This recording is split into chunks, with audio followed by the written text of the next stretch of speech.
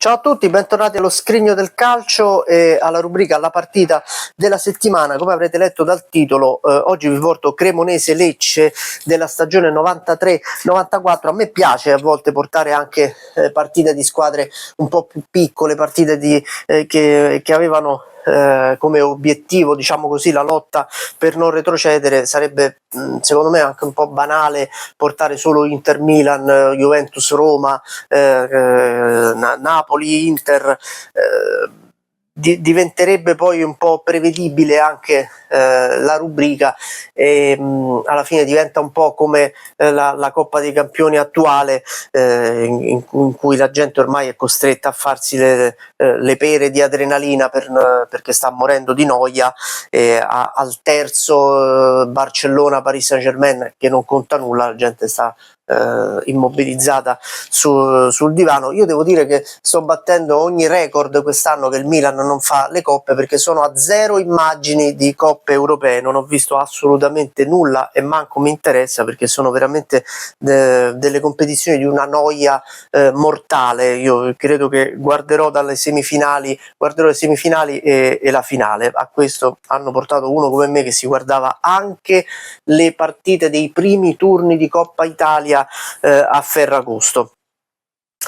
Allora, Cremonese-Lecce, parliamo del 7 novembre del 1993, la Cremonese di Simoni e il Lecce di Sonetti. Il Lecce è l'11ª giornata, il Lecce in 10 partite ne ha perse 7.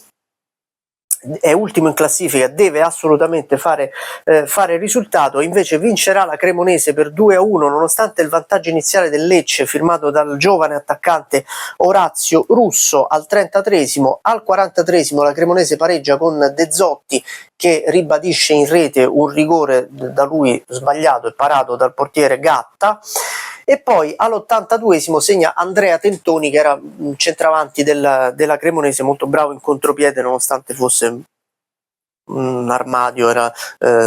Mi ricordo che era definito il centravanti rigido, perché si muoveva un po' come un robot, correva un po' così, però era molto efficace, non fenomenale dal punto di vista tecnico, ma molto efficace. Alla fine di quella partita Sonetti viene esonerato dal Lecce, tra l'altro batterà un record perché andrà ad allenare il Monza in Serie B e arriverà ultimo col Monza in Serie B, quindi in quel 93-94 Sonetti lascia il Lecce ultimo in classifica in Serie A e retrocede col Monza ultimo in Serie B. Arriverà Rino Marchesi al suo posto, ma il Lecce retrocederà all'ultimo posto con 11 punti ed è la peggior squadra della Serie A girone unico, a 18 squadre. Una delle mie primissime puntate su questo canale, veramente agli albori di questo canale, è stata proprio il Lecce del 93-94. Se tornate indietro, andate nella playlist, troverete tra le primissime 2-3 puntate quella del Lecce 93-94. Per la Cremonese invece arriverà la salvezza con 32 punti e il 10° posto in classifica, la prima salvezza della Cremonese in Serie A. Vi faccio vedere anche il servizio del Guerisportivo, dove ci sono i gol. Non c'è il gol del Lecce, ma ci sono i gol della Cremonese. Questo è il tabellino, vedete ci sono anche le formazioni con i marcatori. Potete poi mettere pausa, io ve lo giro per farvi vedere un po' tutte le immagini che ci sono, poi voi mettete pausa così lo fermate anche. C'è il rigore di De Zotti ribattuto in porta, e qui c'è Orazio Russo, giovane attaccante del Lecce. Guardate che bello il pallone, quei palloni belli che si utilizzavano una volta. Vi faccio vedere rapidamente anche dall'album Panini le due rose, diciamo le due formazioni delle due squadre. Questa è la Cremonese, che come detto arriverà alla salvezza.